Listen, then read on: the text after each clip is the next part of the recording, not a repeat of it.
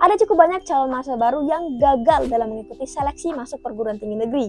Salah satu penyebabnya yaitu lalai dalam jadwal pelaksanaannya. Mari kita bahas mengenai jadwal pelaksanaan masuk kampus tahun 2023. Tonton sampai habis agar mendapatkan seluruhan informasinya. Pada video kali ini, aku bakal memulainya dengan jadwal SNBP, Seleksi Nasional Berbasis Prestasi. Nah, SNBP itu seperti yang sudah aku jelasin bahwa seleksi menggunakan nilai rapot, atau ya memang dulu julukannya yaitu jalur rapot. Nah, SNBP ini ada beberapa langkah-langkahnya. Sebelum teman-teman mengetahui kapan pendaftaran SNBP-nya, alangkah lebih baiknya teman-teman mengetahui terlebih dahulu alur awal daripada pendaftaran SNBP ini. Karena jika hanya mengikuti dan hanya tahu jadwal pendaftaran SNBP-nya, tidak mengikuti alur sebelumnya, sama sekali teman-teman tidak mengikuti SNBP. Yang pertama, pengumuman kuota sekolah.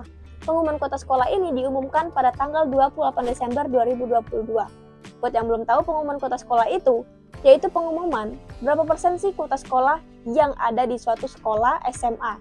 Nah, pengumuman kuota sekolah ini berdasarkan akreditasi sekolah. Ini sudah sering aku bahas, akreditasi sekolah A mendapatkan 40% siswa terbaik di sekolahnya yang bisa mengikuti SNBP. Untuk akreditasi B itu mendapatkan 25% kuota siswa terbaik di sekolahnya yang bisa mengikuti SNBP. Dan akreditasi C itu mendapatkan 5% kuota sekolah dari siswa terbaiknya bisa mengikuti SNBP. Jadi, pengumuman kuota sekolah ini sangat penting dalam penentuan kuota dari siswa yang mengikuti SNBP. Yang kedua, penetapan siswa eligible.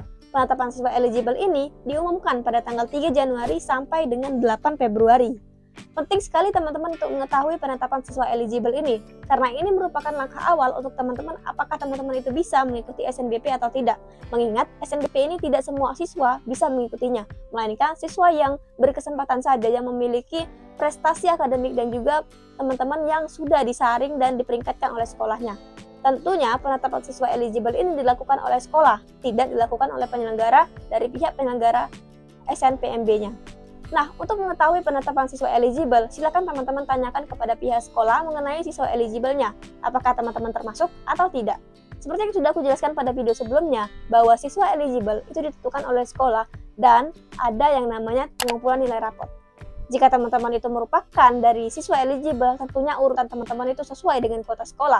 Misal kuota sekolah itu sudah ditentukan ada 20 orang, maka teman-teman termasuk peringkat ke-15, artinya teman-teman termasuk siswa eligible.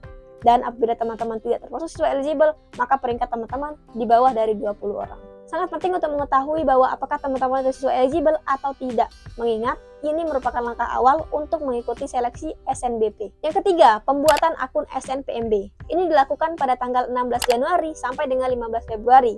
Ini juga tak kalah pentingnya dengan siswa eligible, karena kedua jalur ini yaitu jalur SNBT dan SNBP itu menggunakan akun yang namanya SNPMB. Kalau tahun kemarin yaitu akun LTMPT. Nah, untuk tanggal 16 Januari sampai dengan 15 Februari itu terkhusus pembuatan akun bagi siswa yang ingin mendaftar ke SNBP. Nah, untuk yang SNBT itu ada tanggalnya masing-masing. Di sini, teman-teman fokus kepada SNBP karena konteks pembahasan kita pada saat ini yaitu SNBP. Maka, bagi teman-teman yang sudah ditentukan bahwa siswa eligible, silakan untuk membuat akun SNPMB-nya. Lihat dari tahun-tahun sebelumnya bahwa pembuatan akun SNPMB itu ada banyak sekali permasalahan-permasalahan. Mulai dari akun yang terkunci, tidak bisa login, lupa password, dan permasalahan-permasalahan lainnya. Dan yang tak kalah penting yaitu jangan sampai salah dalam pengisian datanya, baik itu data pribadi, biodata, ataupun data dari orang tuanya, jangan sampai salah. Yang keempat, pengisian PDSS. Pengisian PDSS ini dilakukan pada tanggal 9 Januari sampai dengan 9 Februari 2023. Pengisian PDSS sebelumnya sudah aku singgung juga di video sebelumnya. Pengisian PDSS ini merupakan hal yang rawan. Ada banyak juga permasalahan-permasalahan seperti lupa finalisasi PDSS, tukar data-data siswanya. Hal tersebut merupakan hal yang dapat membatalkan teman-teman itu mendaftar SNPMB. Siapa yang bertanggung jawab untuk mengisikan data PDSS ini yaitu operator sekolah. Minta operator sekolah untuk memasukkan data-data teman-teman yang siswa eligible. Misal, aku sebagai siswa eligible, maka data-data aku seperti nilai rapor dan data lainnya itu harus dimasukkan ke dalam PDSS beserta dengan data sekolah juga. Apabila tidak dimasukkan ke PDSS, teman-teman tidak bisa untuk mengikuti SNPMB. Tampilannya akan seperti ini. Pada tahun kemarin itu muncul pop-up seperti ini bahwa teman-teman itu tidak berhak untuk mengikuti SNPMB. Ada banyak sekali dugaan-dugaan ketika teman-teman muncul pop-up seperti ini. Mulai dari teman-teman emang bukan siswa eligible dan sampai kepada kesalahan operator yang lupa finalisasi data PDSS. Maka penting bagi teman-teman untuk mencari tahu, mencari informasi, dan mengingatkan pihak sekolah untuk mengisi PDSS-nya. Kelima, pendaftaran SNBP-nya dimulai pada tanggal 14 Februari sampai dengan 28 Februari 2023. Nah, hal ini merupakan langkah ketika teman-teman memilih jurusan dan memasukkan sertifikat prestasi teman-teman, baik prestasi akademik ataupun non-akademik. Hal ini merupakan hal yang juga tak kalah pentingnya, karena ini merupakan puncak dari teman-teman mendaftar SNBP-nya. Maka pendaftaran ini harus dilakukan sesuai dengan jadwalnya. Apabila teman-teman lupa dalam pendaftarannya, ya tidak bisa untuk diperpanjang tanggalnya.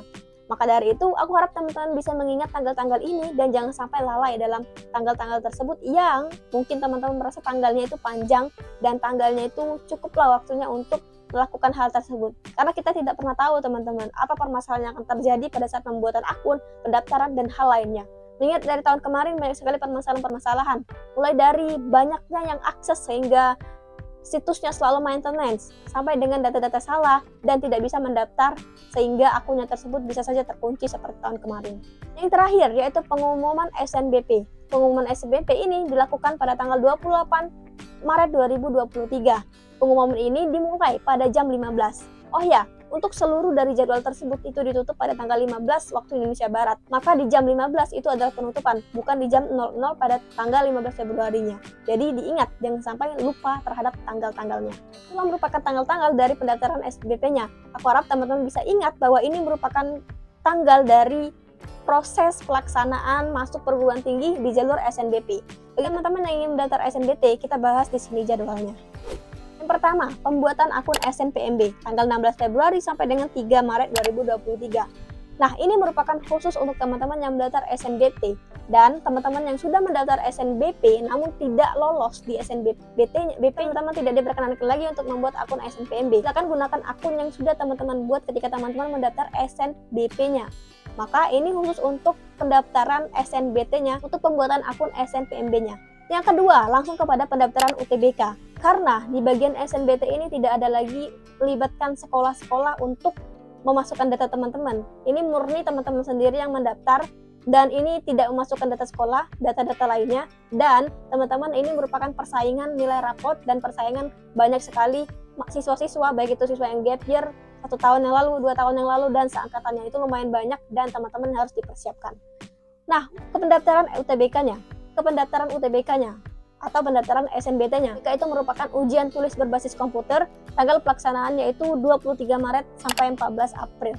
Nah, ini merupakan pendaftaran dari UTBK-nya atau SNBT-nya. Ini di mana teman-teman memilih program studi dan PTN serta teman-teman memilih pusat UTBK untuk di manakah teman-teman itu tes nantinya. Nah, itu merupakan tanggalnya dan jangan sampai lupa. Dan aku harap teman-teman bisa mendaftarnya di awal atau di pertengahan, jangan sampai di akhir sekali karena bisa jadi kursinya sudah penuh. Karena kalau sudah kursinya sudah penuh itu tidak bisa lagi, tidak ada tambahan lagi karena itu merupakan ujian tertulis berbasis komputer, tidak bisa menggunakan komputer lainnya dan tidak bisa membawa kursi juga di rumah. 3. Pelaksanaan UTBK-nya. Pelaksanaan UTBK ini dilakukan dalam 2 gelombang. Gelombang pertama itu dimulai pada tanggal 8 Mei sampai 14 Mei 2023. Ini dilakukan di pusat UTBK teman-teman, di lokasi UTBK teman-teman, dan sesuai dengan jadwal, jam, dan tanggal itu hari apa, serta jamnya jangan sampai telat. Karena itu sangat berpengaruh ketika teman-teman sudah lupa atau jam itu tidak bisa lagi digantikan di jam lainnya. Jadi ketika telat ya sudah hanguslah SNBT-nya. Gelombang kedua itu dimulai pada tanggal 22 Mei sampai 28 Mei 2023. Ini merupakan jadwal kedua istilahnya atau sesi yang paling kedua, gelombang kedua untuk pelaksanaan UTBK-nya, untuk tes UTBK-nya, SNBT-nya. Nah, pada tanggal ini juga itu tidak ada lagi penambahan nilai, penambahan kursi untuk orang yang terlambat atau untuk orang toleransi untuk orang-orang yang telat. Mungkin bisa saja, tapi itu sedikit kecil kemungkinannya. Yang selanjutnya yaitu pengumuman UTBK SNBT-nya. Itu tanggal 20 Juni 2023. Ya, emang cukup lama untuk pelaksanaan dan pendaftarannya, tapi ini perlu untuk digarisbawahi dan dicatat serta diingat dan dipersiapkan mulai dari saat ini juga. Karena teman-teman belum mencari informasi, ada yang belum paham, dan soal-soalnya juga harus dipelajari dan latihan. Karena soalnya penalaran tidak mungkin bisa dipelajari dalam 1 malam. Penalaran butuh latihan tidak bisa 1 malam. Maka dari itu, aku berharap pada teman-teman semuanya agar mempersiapkan apa yang perlu disiapkan pada SNBT ini. Terakhir, yaitu unduh sertifikat UTBK. Pengunduhan sertifikat UTBK ini tanggal 26 Juni 2023. Maksud dari pengunduhan sertifikat UTBK ini yaitu nilai-nilai teman-teman itu ada di dalam UTBK tersebut, sehingga teman-teman bisa melihat jika teman-teman lolos berarti nilainya besar, dan jika teman-teman tidak lolos bisa dilihat bagaimana apanya kurangnya gitu, bisa dianalisis sendiri untuk persiapan tahun depan atau sebagai evaluasi diri saja gitu. Jadi bisa teman-teman pahami untuk jadwal pendaftaran ini terbagi menjadi 2, SNBT dan SNBP, dan berbeda-beda pula tanggalnya. Jangan sampai kelewatan, aku harap teman-teman bisa mencatat dan menyimak sampai akhir ini agar tidak ketinggalan informasi. Like jika teman-teman suka, komen jika ada yang ingin ditanyakan, dan subscribe jika teman-teman ingin berkembang. Bye!